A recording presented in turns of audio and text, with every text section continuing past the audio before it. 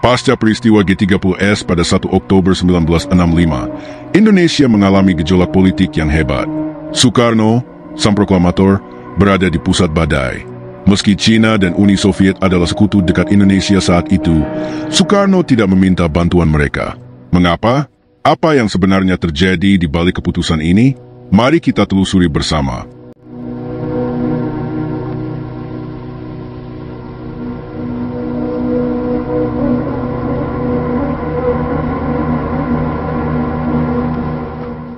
Pasca peristiwa G30S pada 1 Oktober 1965, Soekarno tidak langsung meminta bantuan China dan Uni Soviet, meskipun kedua negara tersebut adalah sekutu Indonesia dalam politik luar negeri saat itu.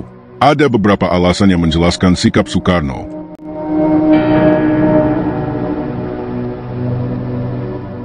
Sebelum peristiwa G30S, Soekarno adalah tokoh sentral yang berhasil menyeimbangkan berbagai kekuatan politik di Indonesia melalui konsep Nasakom, nasionalisme, agama, dan komunisme. Strategi ini memungkinkan Soekarno untuk menjaga stabilitas pemerintahan dengan merangkul semua elemen penting dalam politik nasional, militer, kelompok Islam, dan Partai Komunis Indonesia. Namun, setelah G30S, keseimbangan ini runtuh dengan cepat dan posisi politik Soekarno mengalami kemunduran drastis. 1. Kehancuran PKI sebagai pilar utama Nasakom. PKI yang merupakan salah satu elemen utama dalam strategi politik Soekarno, menjadi sasaran utama dalam gelombang represi pasca G30S. Setelah militer menyatakan bahwa PKI terlibat dalam kudeta, terjadi pembersihan besar-besaran terhadap kader dan simpatisan PKI di seluruh Indonesia. 1. Militer, khususnya Angkatan Darat, melancarkan operasi penghancuran PKI dengan dalih menjaga stabilitas negara. 2. Kelompok-kelompok sipil anti-komunis, terutama dari kalangan Islam dan nasionalis, turut serta dalam aksi kekerasan yang mengakibatkan ratusan ribu korban tewas dan ratusan ribu lainnya ditahan tanpa proses hukum. 3. Seluruh infrastruktur politik PKI, termasuk organisasi massa seperti SOPSI, Serikat Buruh, BTI, Barisan Tani Indonesia, dan Gerwani, Gerakan Wanita Indonesia, dihancurkan.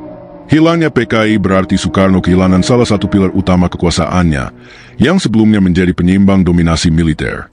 Dengan PKI yang lumpuh, Soekarno kehilangan basis dukungan penting dan semakin sulit mempertahankan Nasakom sebagai strategi politik. 2. Militer, khususnya Angkatan Darat, mengambil kendali politik. Sebelum G30S, militer, terutama Angkatan Darat, seringkali bersinggungan dengan Soekarno karena keberpihakan politiknya terhadap PKI. Namun, pasca G30S, peran militer meningkat pesat dan mulai mengendalikan pemerintahan secara de facto. 1. Jenderal Soeharto, yang sebelumnya hanya Panglima Kostrad, muncul sebagai pemimpin utama dalam mengatasi ancaman komunis. 2. Militer mengambil alih institusi-institusi kunci pemerintahan, termasuk media, birokrasi, dan sistem keamanan nasional. 3. Melalui berbagai propaganda, militer berhasil membentuk opini publik bahwa Soekarno terlalu dekat dengan PKI, sehingga membuatnya semakin terisolasi secara politik. Dengan posisi militer yang semakin dominan, Soekarno tidak lagi memiliki kebebasan mutlak dalam mengambil keputusan. Bahkan, dalam beberapa peristiwa penting, seperti pembubaran PKI pada Maret 1966 dan penandatanganan Supersemar, Surat Perintah 11 Maret, militer mendikte kebijakan nasional tanpa persetujuan penuh dari Soekarno. 3. Soekarno kehilangan legitimasi dan dukungan politik. Soekarno yang sebelumnya dielukan sebagai pemimpin besar revolusi, secara perlahan kehilangan legitimasi politiknya. 1. Dituduh terlalu dekat dengan PKI. Keterkaitan Soekarno dengan PKI menjadi senjata bagi lawan-lawan politiknya. Meski ia menegaskan bahwa dirinya bukan komunis, fakta bahwa PKI merupakan sekutu utamanya membuatnya sulit membela diri dari tuduhan tersebut. 2. Krisis ekonomi dan ketidakstabilan nasional. Sebelum G30S, Indonesia sudah mengalami kesulitan ekonomi dengan inflasi yang sangat tinggi. Situasi ini diperburuk dengan kekacauan politik setelah G30S, sehingga semakin melemahkan kepercayaan rakyat terhadap kepemimpinan Soekarno. 3. Isolasi diplomatik dari Blok Barat. Sejak tahun 1963, Soekarno semakin condong ke Blok Timur, dan bahkan memutuskan hubungan diplomatik dengan AS dan beberapa negara Barat. Namun, setelah G30S, negara-negara Barat justru mendukung militer dalam menyingkirkan PKI dan mengurangi pengaruh Soekarno. 4. Ruang gerak Soekarno yang semakin terbatas. Dalam kondisi seperti ini, Soekarno semakin kehilangan kendali atas situasi politik. 1. pidato dan seruannya untuk tetap tenang setelah G30S diabaikan oleh militer. 2. Usahanya untuk mempertahankan PKI sebagai bagian dari politik nasional ditentang keras oleh militer dan kelompok anti-komunis. 3. Militer mulai membatasi pergerakan dan akses Soekarno terhadap publik serta lembaga negara. Soekarno memang masih secara formal menjabat sebagai presiden, tetapi ia tidak lagi memiliki otoritas penuh dalam pemerintahan.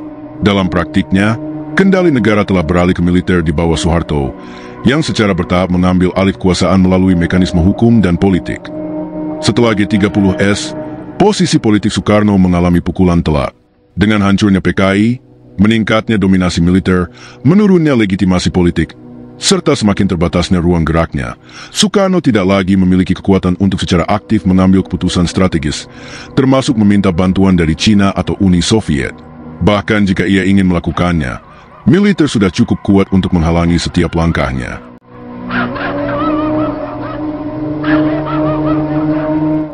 Pasca G30S, Indonesia mengalami gejolak politik yang sangat hebat, dengan berbagai kelompok saling berebut kekuasaan di tengah kekacauan nasional.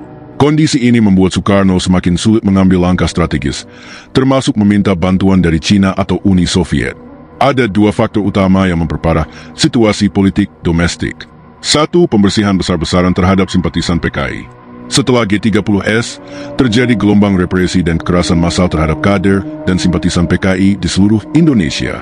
Militer, kelompok agama, serta organisasi anti-komunis melancarkan aksi penempasan yang terkoordinasi yang akhirnya menghancurkan PKI sebagai kekuatan politik.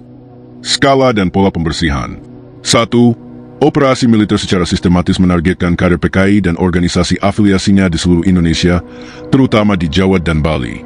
2. Kelompok sipil, termasuk organisasi Islam dan nasionalis, terlibat aktif dalam pembantaian. Kelompok seperti Ansor, organisasi pemuda NU, dan milisi lokal membantu militer dalam membersihkan daerah-daerah dari pengaruh komunis. 3. Jumlah korban jiwa diperkirakan antara 500.000 hingga 1 juta orang, menjadikannya salah satu tragedi kemanusiaan terbesar dalam sejarah modern. 4. Ratusan ribu orang lainnya ditangkap dan dipenjara tanpa proses hukum. Mereka yang dituduh simpatisan PKI, meski tanpa bukti kuat, menghadapi siksaan, kerja paksa, atau pembuangan ke kamp tahanan seperti Pulau Buru. Konsekuensi politik bagi Soekarno. Gelombang represi ini membuat Soekarno semakin sulit untuk membela PKI atau mempertahankan Nasakom. Dalam berbagai pidato, Soekarno masih mencoba menyerukan persatuan nasional dan menolak anggapan bahwa PKI berada di balik G30S, tetapi suara dan pengaruhnya semakin diabaikan. 1. Setiap upaya Soekarno untuk menghentikan pembersihan dianggap sebagai pembelaan terhadap komunis. 2. Militer dan kelompok anti-komunis menggunakan kekerasan ini untuk mempercepat delegitimasi Soekarno. 3. Masyarakat yang sebelumnya mendukung Soekarno mulai kehilangan kepercayaan karena dianggap tidak tegas dalam menangani situasi. Dalam kondisi ini, mengundang bantuan dari negara komunis seperti China atau Uni Soviet hanya akan semakin memperburuk citranya dan memberi legitimasi lebih bagi lawan-lawannya untuk menggulingkannya lebih cepat. 2. Peran militer yang meningkat pesat. Setelah G30S, militer, terutama Angkatan Darat, menjadi kekuatan dominan dalam politik Indonesia. Mereka menggunakan momentum kekacauan nasional untuk memperbesar pengaruhnya dan menyingkirkan rival politik, termasuk Soekarno sendiri. Konsolidasi kekuasaan oleh Soeharto. Soeharto, sebagai Panglima Kostrad saat itu, memainkan peran kunci dalam mengendalikan situasi pasca G30S. Dengan mengklaim bahwa negara dalam ancaman komunisme, Soeharto dan militer secara bertahap mengambil alih kekuasaan. 1. Super Semar, Surat Perintah 11 Maret 1966, menjadi titik balik utama. Soekarno, dalam kondisi tertekan, menandatangani surat ini, yang memberikan kewenangan kepada Soeharto untuk mengambil tindakan guna menjaga keamanan dan stabilitas negara. 2. Setelah memperoleh Super Semar, Soeharto bergerak cepat. A. Membubarkan PKI secara resmi pada 12 Maret 1966. B. Mengamankan lawan-lawan politiknya, termasuk para loyalis Soekarno. C. Mengendalikan media dan propaganda nasional, menyudutkan Soekarno dan mendukung narasi militer. 3. Militer memperluas pengaruhnya ke berbagai sektor. A. Mengendalikan birokrasi dan pemerintahan dengan menempatkan perwira-perwira militer dalam jabatan-jabatan strategis. B. Memonopoli informasi dan propaganda, sehingga Soekarno kesulitan menyampaikan pandangannya kepada publik. C. Menjalin hubungan erat dengan negara-negara barat terutama Amerika Serikat dan Inggris, yang mendukung tindakan militer dalam menumpas komunisme. Soekarno kehilangan kontrol atas negara. Dalam situasi ini, Soekarno secara bertahap hanya menjadi simbol tanpa kendali nyata atas pemerintahan. 1. Setiap keputusan strategis diambil oleh militer, bukan oleh Soekarno. 2. Pidato dan instruksinya seringkali diabaikan atau dibatasi. 3. Militer semakin memperketat pengawasan terhadap Soekarno dan lingkaran dalamnya. Jika Soekarno meminta bantuan dari Cina atau Uni Soviet, militer kemungkinan besar akan merespon dengan lebih keras, mungkin dengan menangkapnya lebih awal, atau mempercepat peralihan kekuasaan secara penuh kepada Soeharto. Oleh karena itu, Soekarno terpaksa tetap bertahan tanpa dukungan langsung dari sekutu-sekutu komunisnya.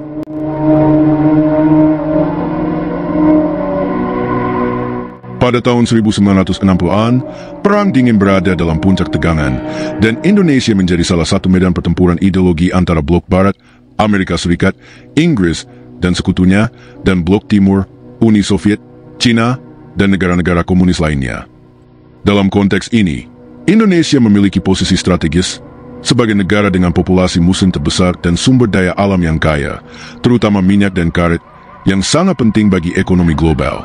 Sejak akhir tahun 1950-an, Soekarno semakin condong ke Blok Timur, menjalin kerjasama erat dengan Uni Soviet dan Cina dalam bidang ekonomi, militer, dan politik. Namun, setelah G30S, situasi berubah drastis.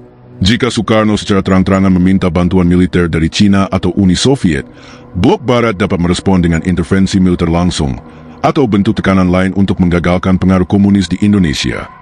Ada beberapa faktor utama yang membuat risiko intervensi Barat menjadi ancaman serius bagi Soekarno. 1. Amerika Serikat dan Inggris berpotensi melakukan intervensi militer.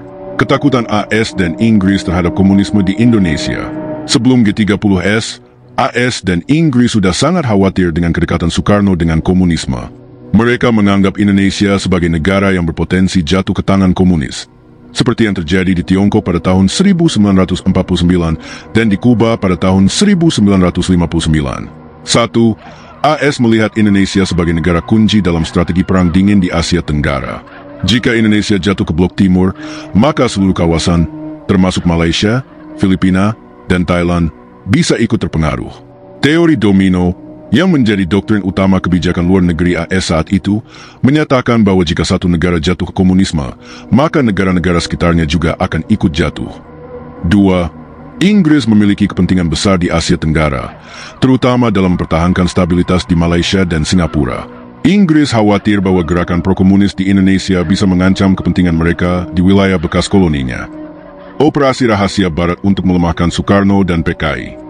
AS dan Inggris tidak hanya mengamati situasi dari jauh, tetapi telah aktif terlibat dalam operasi rahasia untuk melemahkan Soekarno dan PKI. 1. CIA, Badan Intelijen AS, telah mendanai dan mendukung pemberontakan PRRI Permesta di Sumatera dan Sulawesi pada akhir tahun 1950-an sebagai upaya menggulingkan Soekarno. Meskipun gagal, ini menunjukkan bahwa AS siap melakukan intervensi langsung jika kepentingannya terancam.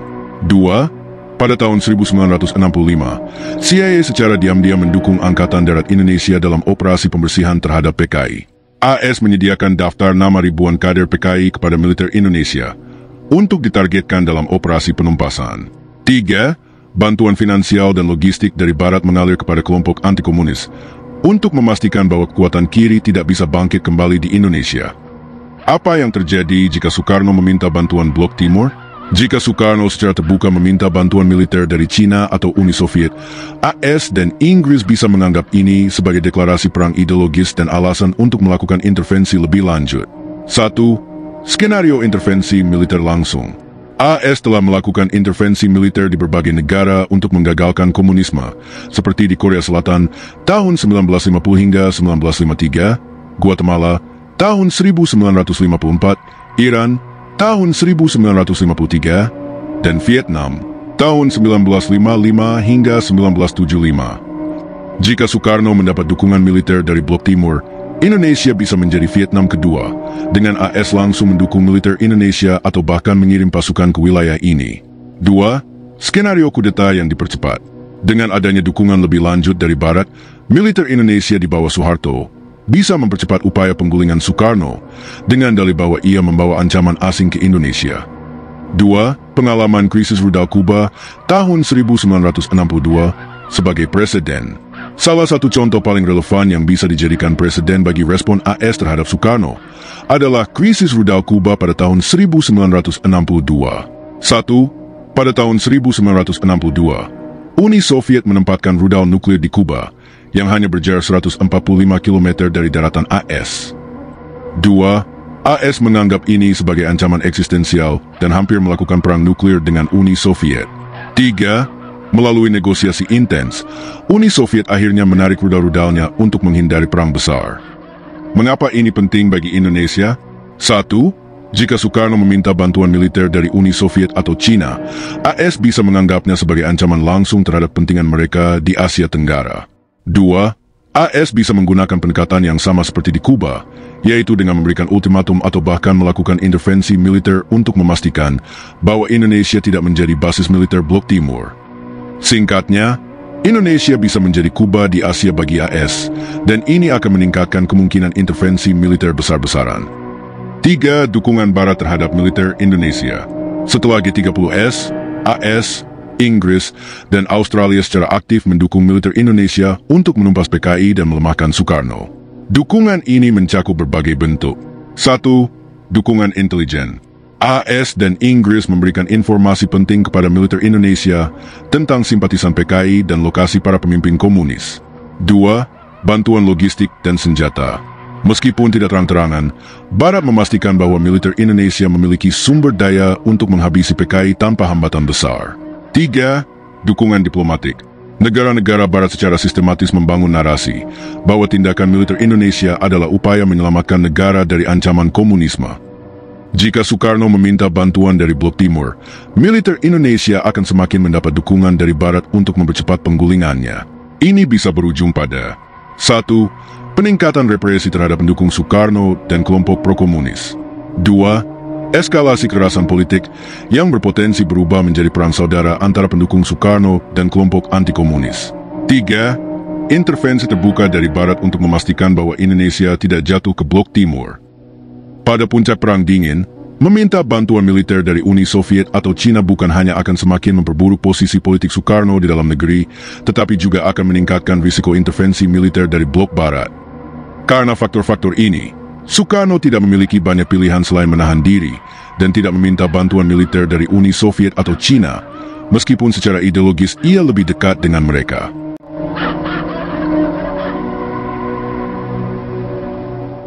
Sejak awal pemerintahannya, Soekarno merancang politik luar negeri Indonesia dengan prinsip bebas aktif, yang berarti bebas artinya Indonesia tidak memihak salah satu blok dalam Perang Dingin, Blok Barat atau Blok Timur.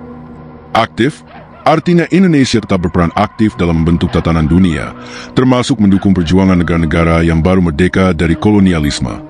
Pendekatan ini berhasil menempatkan Indonesia sebagai pemimpin negara-negara non-blok yang diperkuat dengan perannya dalam Konferensi Asia Afrika tahun 1955 di Bandung dan pendirian Gerakan Non-Blok pada tahun 1961. Namun, seiring waktu, kebijakan bebas aktif mulai mengalami distorsi karena Soekarno semakin condong ke Blok Timur.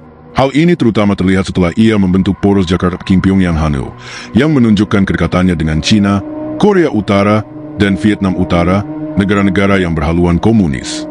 Namun, setelah peristiwa G30S pada tahun 1965, strategi bebas aktif semakin sulit dipertahankan, bahkan menjadi beban bagi Soekarno. Jika ia secara terbuka meminta bantuan dari China atau Uni Soviet, itu akan semakin memperkuat tuduhan bahwa dirinya adalah boneka komunis, yang dapat semakin melemahkan posisinya baik di dalam negeri maupun di dunia internasional. 1. Dari bebas aktif ke poros Jakarta-Peking Pyongyang-Hanoi. Pada akhir tahun 1950-an hingga awal tahun 1960-an, hubungan Indonesia dengan Blok Timur semakin erat, meskipun Soekarno masih mengklaim bahwa kebijakan luar negerinya tetap bebas aktif. Beberapa bukti bahwa Indonesia semakin mendekati Blok Timur antara lain. 1. Kerjasama militer dengan Uni Soviet. Uni Soviet memberikan bantuan militer dalam skala besar kepada Indonesia, termasuk kapal selam, pesawat tempur MiG, dan persenjataan lainnya. Ini membuat Indonesia memiliki kekuatan militer terbesar di Asia Tenggara saat itu. 2. Hubungan dekat dengan China. Soekarno menjalin hubungan erat dengan China, terutama dalam bidang ekonomi dan ideologi. China juga menjadi pendukung utama PKI, Partai Komunis Indonesia, yang merupakan salah satu kekuatan politik utama di Indonesia saat itu. 3. Konfrontasi dengan Malaysia. Pada tahun 1963, Soekarno melancarkan kebijakan Ganyam Malaysia sebagai bentuk perlawanan terhadap pembentukan Federasi Malaysia yang didukung oleh Inggris. Dalam hal ini, ia mendapat dukungan penuh dari Blok Timur, terutama China dan Uni Soviet. Kedekatan dengan negara-negara Blok Timur ini membuat dunia internasional, terutama Blok Barat, mulai meragukan klaim Indonesia sebagai negara non-blok. 2. Setelah G30S, bebas aktif menjadi semakin tidak relevan. Setelah peristiwa G30S, situasi politik global dan domestik mengalami perubahan drastis yang membuat kebijakan bebas aktif kehilangan relevansinya. 1. Munculnya tuduhan bahwa Soekarno adalah boneka komunis. Blok Barat, terutama AS dan Inggris, telah lama mencurigai Soekarno sebagai simpatisan komunis. Dengan semakin dekatnya Soekarno dengan China dan dukungan terhadap PKI, tuduhan ini semakin sulit dibantah. Jika Soekarno meminta bantuan China atau Uni Soviet, itu akan memperkuat persepsi bahwa ia adalah pemimpin yang benar-benar berada di bawah pengaruh Blok Timur. 2. Dinamika politik dalam negeri yang berubah. Militer, khususnya Angkatan Darat di bawah Soeharto, semakin dominan setelah G30S dan memiliki sikap yang sangat anti-komunis. Jika Soekarno meminta bantuan Blok Timur, itu bisa menjadi alasan bagi militer untuk segera menggulingkannya dengan dalih menyelamatkan Indonesia dari pengaruh komunis. 3. Dunia internasional semakin tidak mendukung Soekarno. Pada awal tahun 1960-an, Soekarno masih mendapat simpati dari negara-negara berkembang dan Blok Timur. Namun, setelah G30S dan jatuhnya PKI, banyak negara mulai menarik dukungannya terhadap Soekarno. Negara-negara non-blok seperti India dan Mesir mulai menjaga jarak dari Soekarno karena tidak ingin terlibat dalam konflik internal Indonesia yang semakin tidak menentu. 3. Risiko besar jika meminta bantuan dari China atau Uni Soviet. Jika Soekarno secara terang-terangan meminta bantuan dari Blok Timur, ada 3 risiko besar yang bisa terjadi. 1. Meningkatnya intervensi Barat. Seperti dijelaskan sebelumnya, AS dan sekutunya sudah mendukung militer Indonesia untuk menumpas PKI. Jika Indonesia meminta bantuan China atau Uni Soviet, itu bisa menjadi alasan bagi Barat untuk semakin meningkatkan intervensi mereka, baik secara militer maupun ekonomi. 2. Pecahnya perang saudara di Indonesia. Di dalam negeri, situasi politik sudah sangat tidak stabil setelah G30S. Jika Soekarno meminta bantuan dari Blok Timur, militer bisa bereaksi lebih agresif dengan mempercepat penggulingannya, yang berpotensi menimbulkan perang saudara antara pendukung Soekarno dan kelompok anti-komunis. 3. Indonesia kehilangan kredibilitas di dunia internasional. Salah satu alasan Soekarno dihormati di dunia internasional adalah karena ia dianggap sebagai pemimpin yang berani menentang dominasi kekuatan besar. Jika ia secara terang-terangan meminta bantuan dari China atau Uni Soviet, ia akan kehilangan citra sebagai pemimpin independen dan justru dianggap sebagai bagian dari blok komunis. Ini bisa merusak reputasi Indonesia di mata negara-negara non-blok lainnya. Dalam kondisi ini, meminta bantuan dari China atau Uni Soviet bukan hanya akan semakin memperburuk posisi Soekarno di dalam negeri, tetapi juga akan semakin melemahkan kredibilitasnya di dunia internasional.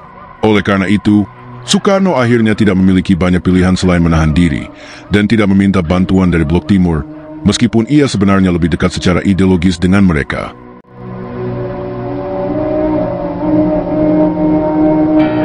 Pasca G30S, Soekarno mengalami tekanan luar biasa, baik secara politik maupun pribadi.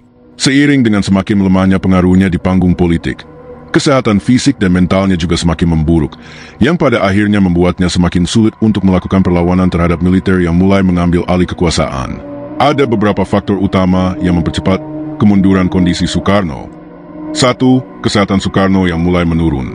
Pada pertengahan tahun 1960-an, kesehatan Soekarno mengalami kemunduran yang signifikan.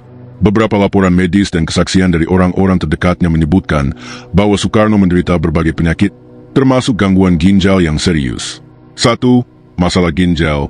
Soekarno diketahui menderita nefritis, peradangan pada ginjal, yang semakin parah di tahun-tahun terakhir pemerintahannya. 2. Tekanan darah tidak stabil.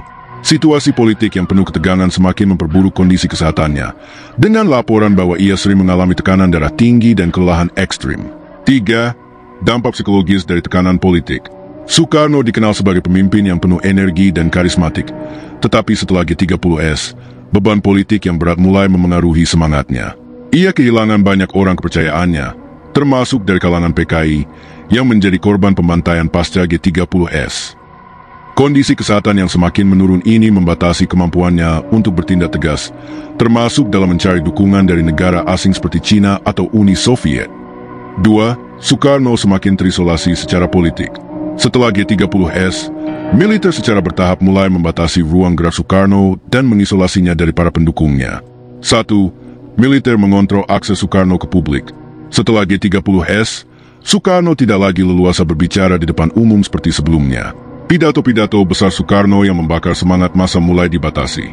Surat kabar dan radio yang sebelumnya pro-Sukarno juga mulai dikendalikan oleh militer.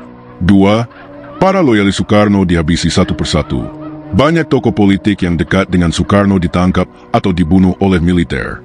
Ketua PKI D.N. Aidit dieksekusi pada akhir tahun 1965. Para pejabat sipil yang pro-Sukarno dipaksa mundur atau digantikan oleh orang-orang yang pro-militer. Dalam kondisi ini, Sukarno semakin kehilangan jaringan pendukungnya, sehingga semakin sulit baginya untuk menggalang kekuatan atau meminta bantuan ke luar negeri. 3. Super Semar, titik balik yang membatasi gerak Sukarno. Puncak dari isolasi politik Sukarno terjadi pada 11 Maret 1966, ketika ia menandatangani Super Semar, atau Surat Perintah 11 Maret, yang memberikan wewenang kepada Soeharto untuk mengambil tindakan guna mengamankan situasi negara. 1. Super Semar secara efektif melemahkan Sukarno. Dengan surat ini, Soeharto secara de facto mendapatkan kekuasaan penuh atas pemerintahan. Soeharto membubarkan PKI pada 12 Maret 1966 tanpa persetujuan resmi dari Sukarno. Ia mulai menangkap para menteri dan pejabat yang masih loyal kepada Sukarno. Sukarno semakin kehilangan kontrol atas negara dan keputusannya semakin tidak dihiraukan. 2. Sukarno tidak lagi bisa meminta bantuan asing. Setelah Super Semar, Sukarno berada dalam situasi yang semakin sulit. Sukarno tidak lagi memiliki kebebasan politik untuk meminta bantuan China atau Uni Soviet karena militer mengawasi setiap gerak-geriknya. Jika ia secara terbuka meminta bantuan asing, itu akan dijadikan alasan bagi militer untuk menggulingkannya lebih cepat. 4. Kejatuhan total Sukarno dari penyakit kepengasingan. Setelah Soeharto mengambil alih kekuasaan secara penuh pada 1967, Sukarno semakin diabaikan dan dijauhkan dari publik. 1. Dihapus dari sejarah. Nama Sukarno mulai dihapus dari buku sejarah dan perannya dalam perjuangan kemerdekaan mulai dikaburkan. Militer berusaha menciptakan narasi bahwa Sukarno bertanggung jawab atas G30S, meskipun bukti kuat mengenai keterlibatannya masih diperdebatkan hingga kini. 2. Terkurung dalam pengasingan. Sukarno ditempatkan dalam tahanan rumah di Wisma Yaso, Jakarta, di bawah pengawasan ketat. Ia tidak lagi diizinkan berpidato atau bertemu dengan para pendukungnya. Banyak permintaannya untuk berobat ke luar negeri ditolak oleh pemerintah. 3. Meninggal dalam kondisi terlupakan. Pada 21 Juni 1970, Sukarno meninggal dunia dalam kondisi sakit dan terisolasi. Pemerintah Orde Baru melarang rakyat memberikan penghormatan besar-besaran, sehingga pemakamannya dilakukan dengan sederhana. Inilah mengapa, meskipun Sukarno sebelumnya memiliki hubungan dekat dengan Blok Timur, ia tidak bisa meminta bantuan mereka setelah G30S, bukan hanya karena faktor politik internasional, tetapi juga karena kesehatannya yang semakin lemah dan kekuatannya yang semakin terkikis oleh militer.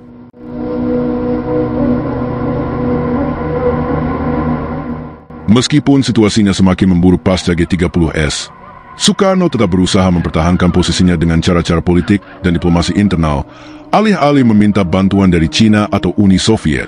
Sebagai seorang pemimpin yang karismatik dan visioner, Sukarno tidak langsung mengambil langkah konfrontatif terhadap militer. Ia tampaknya masih berharap dapat menyelamatkan situasi dengan pendekatan politik yang lebih moderat. Ada beberapa strategi utama yang dilakukan Sukarno untuk menyelesaikan konflik secara internal. 1. Berpidato untuk membela diri, jas merah dan upaya mempertahankan legitimasi. Salah satu senjata politik utama Sukarno adalah pidato-pidato nasionalisnya. Di tengah tekanan yang semakin besar, ia masih berusaha menggunakan kekuatan retorikanya untuk membela diri dan mempertahankan pengaruhnya di mata rakyat. 1. Pidato jangan sekali-kali meninggalkan sejarah, jas merah. Pada 17 Agustus 1966, dalam peringatan Hari Kemerdekaan RI, Sukarno menyampaikan pidato terakhirnya yang terkenal, jas merah, jangan sekali-kali meninggalkan sejarah. Dalam pidato ini, Soekarno berusaha mengingatkan rakyat akan peran besar dirinya dalam perjuangan kemerdekaan, seolah mengirimkan pesan bahwa ia tidak layak disingkirkan begitu saja.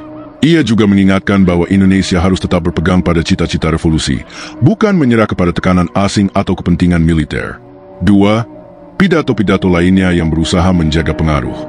Meskipun aksesnya ke publik semakin dibatasi, Soekarno masih mencoba berbicara di berbagai kesempatan.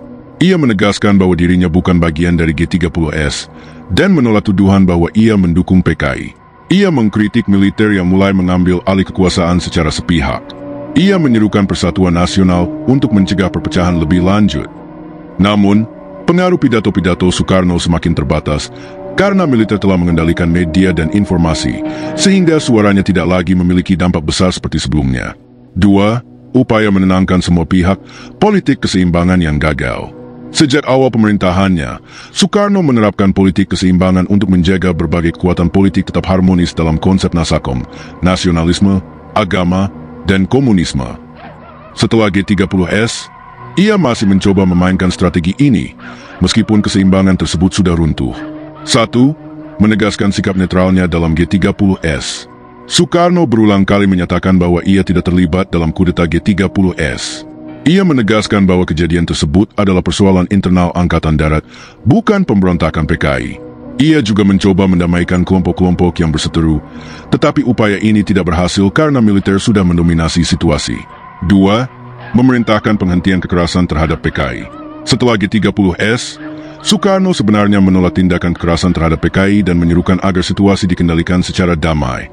Ia tidak menyetujui pembantaian massal terhadap anggota dan simpatisan PKI. Namun, perintahnya tidak digubris oleh militer yang sudah bergerak dengan agendanya sendiri untuk menumpas komunisme. 3. Membentuk Kabinet Ampera untuk meredakan ketegangan. Pada tahun 1966, dalam upaya terakhir untuk mempertahankan kekuasaannya, Soekarno membentuk Kabinet Ampera, amanat penderitaan rakyat.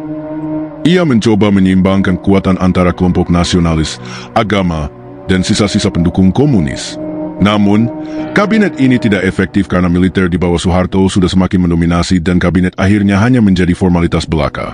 Soekarno terjebak dalam dilema. Jika ia bertindak terlalu keras melawan militer, ia bisa kehilangan kekuasaan lebih cepat.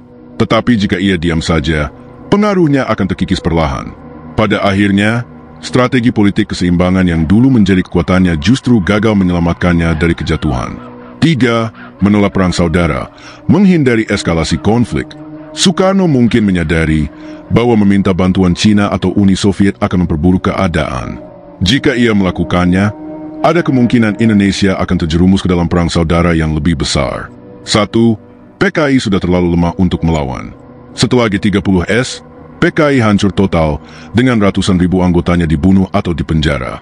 Jika Soekarno meminta bantuan Blok Timur, tidak ada kekuatan internal yang cukup untuk melawan militer yang sudah solid di bawah kendali Soeharto. Bantuan dari Cina atau Uni Soviet pun kemungkinan besar tidak akan efektif karena mereka tidak memiliki basis dukungan yang cukup kuat di Indonesia setelah pembersihan PKI. 2. Takut intervensi militer dari Barat. Jika Soekarno secara terbuka meminta bantuan dari Blok Timur, AS dan sekutunya bisa menggunakan ini sebagai alasan untuk melakukan intervensi langsung di Indonesia. Mengingat bagaimana AS bereaksi dalam Perang Vietnam dan krisis Kuba, kemungkinan besar mereka akan mengirim bantuan militer kepada kelompok anti-komunis di Indonesia, yang justru bisa memperburuk keadaan dan mengarah pada perang saudara. 3. Keinginan untuk tetap menjaga persatuan nasional.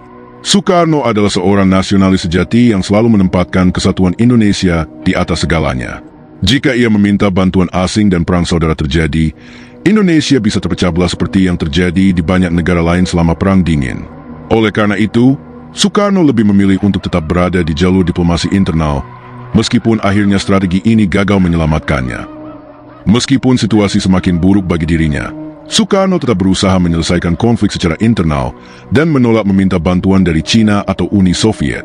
Pada akhirnya, Soekarno lebih memilih untuk mempertahankan persatuan Indonesia daripada memicu konflik yang lebih besar, sebuah keputusan yang mungkin berdampak pada kejatuhannya, tetapi juga mencegah Indonesia dari potensi perang saudara yang lebih luas.